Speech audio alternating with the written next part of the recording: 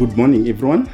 As we celebrate the Neglected Tropical Diseases Day, I would want to introduce the Institute of Primate Research because of the role that we play in addressing the issues to do with these diseases. My name is Dr. Gichuhi Mwethera. I'm currently the director at the Institute of Primate Research, which is a premier biomedical primate center that endeavors to improve human health by ethically utilizing non-human primates. We do receive funding from the government, laboratories, and foundations in order to improve human health through research. My name is Dr. Atunga Nyachieo. I'm the Chief of Research at the Institute of Primate Research. Our happiness is that we are contributing to the theme of this year's celebration, whereby we want to end or we want to achieve equity by ending the neglected tropical diseases, which are actually associated with poverty. In this institution, how we participate is by conducting research on various neglected tropical diseases, which actually are a big problem to Africa, especially, and other low-income countries. Neglected tropical diseases, as the name suggests, these are diseases that are found in the tropical region. And what then that means is that there is a challenge in terms of accessing funding, because these are not conditions, all situations, or diseases that affect people in the developed world where funding is not a major issue. So there are several diseases or several programs that the institution deals with when you talk about neglected tropical diseases. And these include leishmaniasis, schistosomiasis, cryptoporidium, trypanosomiasis, and recently we started a program which is very vibrant on snakebite as a result of realizing that snakebite is one of the major problems that is affecting our communities and yet is neglected.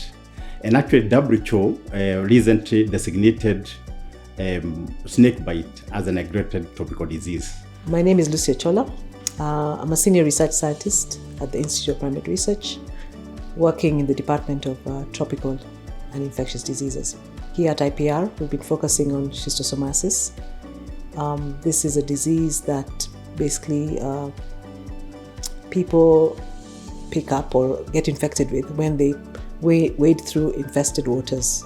So the parasite basically infects the people and causes chronic disease. One of the challenges with this disease is that in the early stages, it's very difficult to diagnose the disease.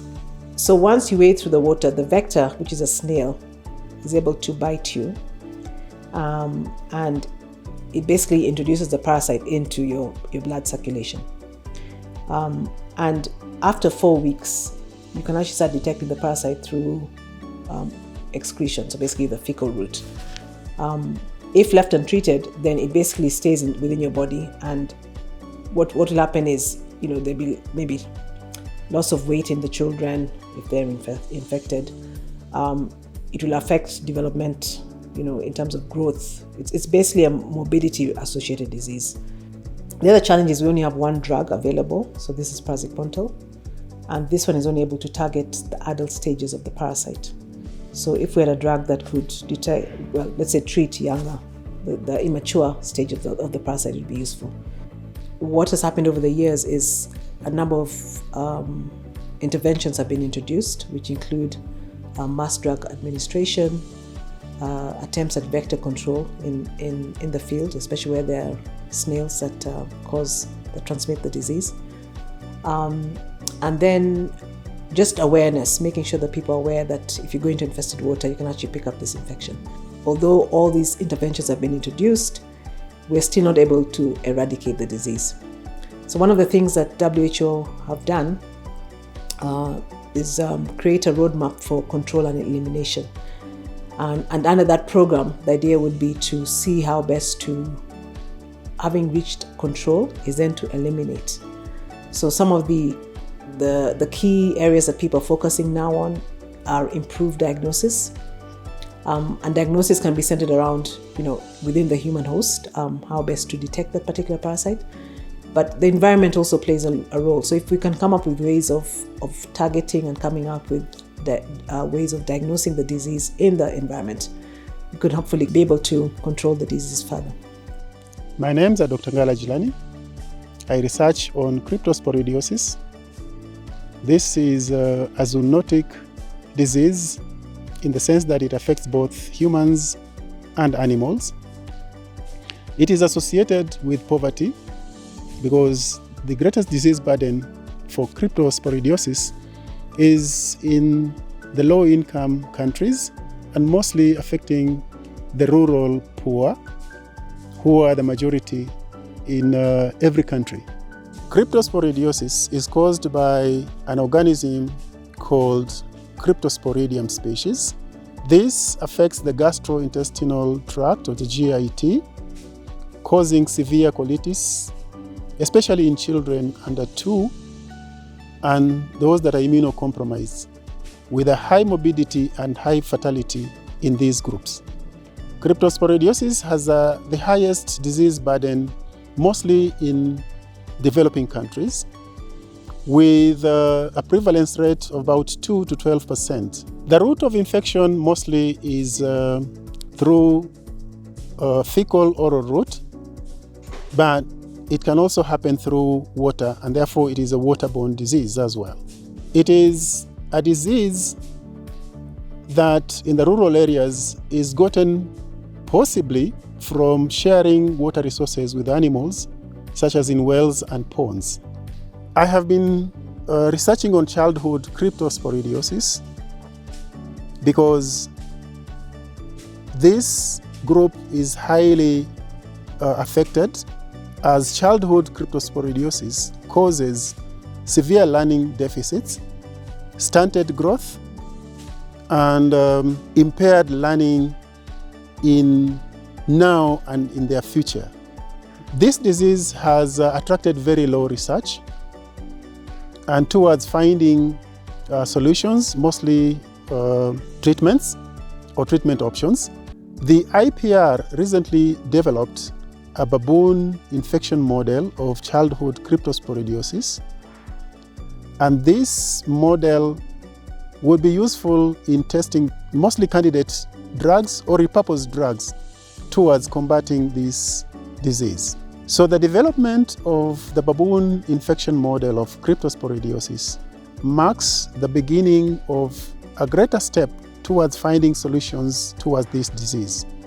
The disease has attracted less funding from donors, but since cryptosporidiosis, and especially children, where this is the group that we want to have great intervention to, is basically a resource of governments, we would expect governments in the low-income countries to come forth and provide funding that would enhance the research towards eradication of this infection.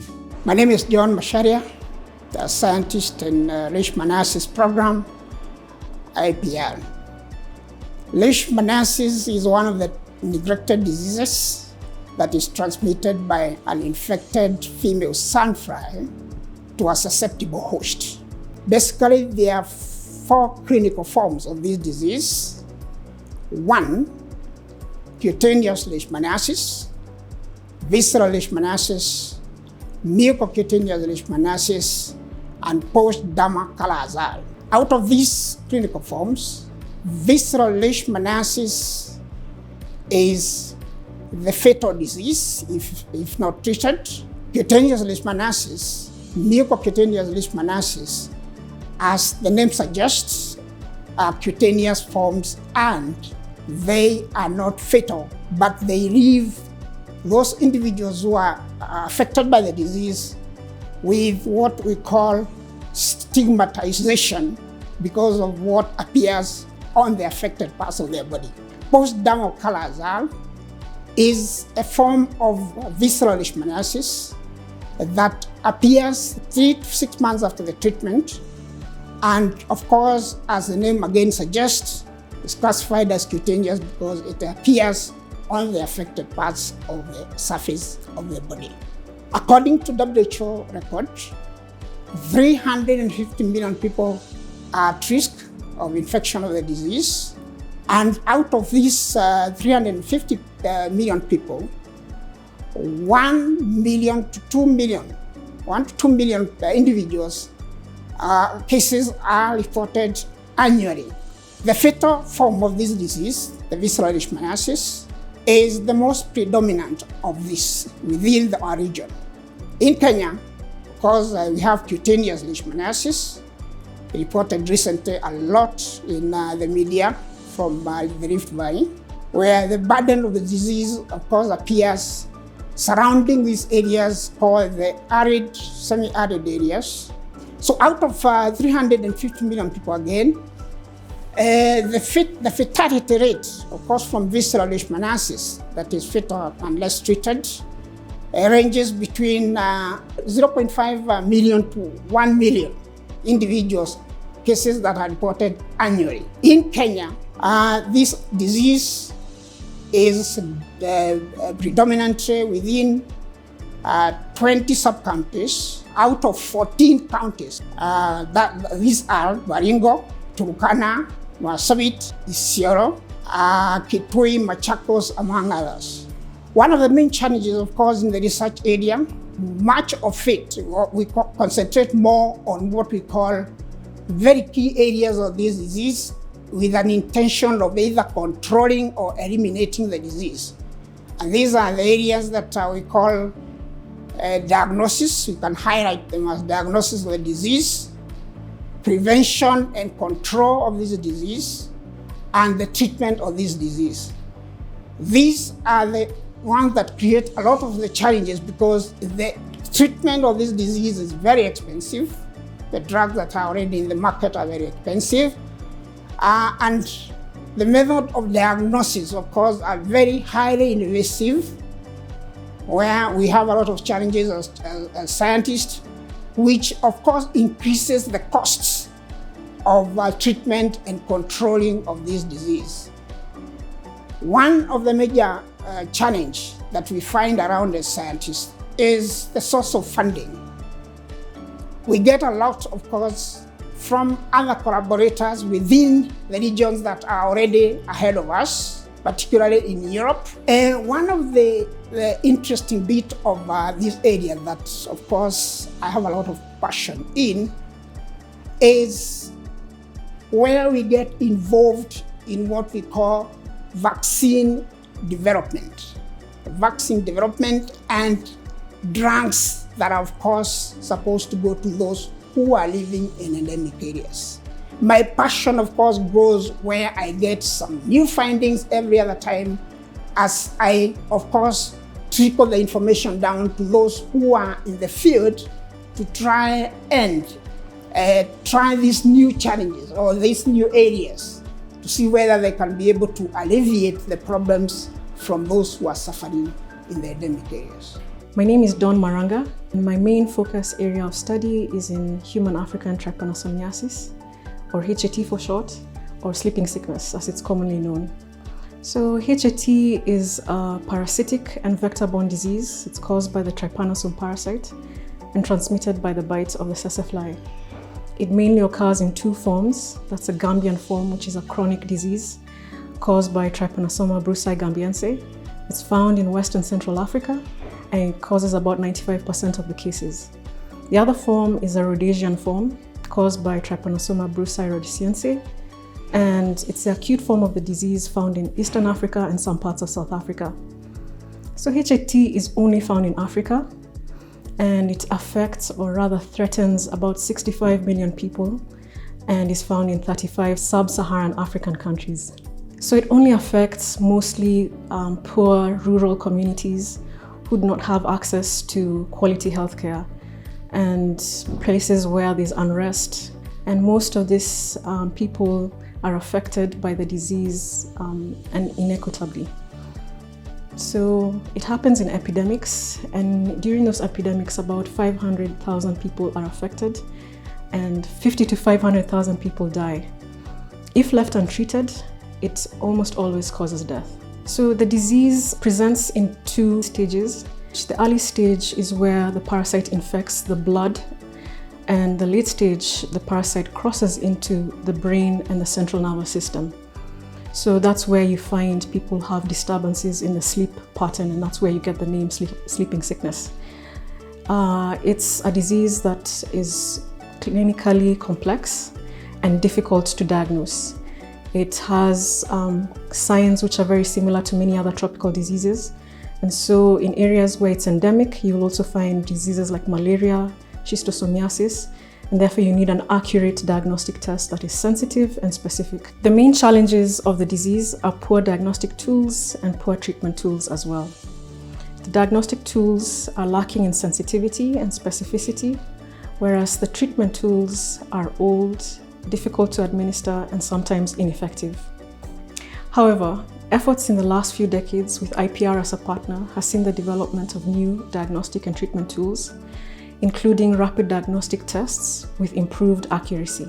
Through these efforts, elimination of HAT is within reach, with 900 cases reported in 2019, for the first time in the last 50 years. HAT affects the most vulnerable, and my motivation to study it was anchored in the hope that I may be able to contribute to end its neglect by developing and improving new and effective diagnostic tools. My name is Cecilia Ngari. I'm a research scientist working at Kenya Snakebite Research and Intervention Center in the Institute of Primate Research under our principal investigator, Dr. George Omondi. This center focuses on snakebite, which was recently recognized as a neglected tropical disease by the World Health Organization, causing approximately 400,000 morbidities and more than 100,000 case fatalities.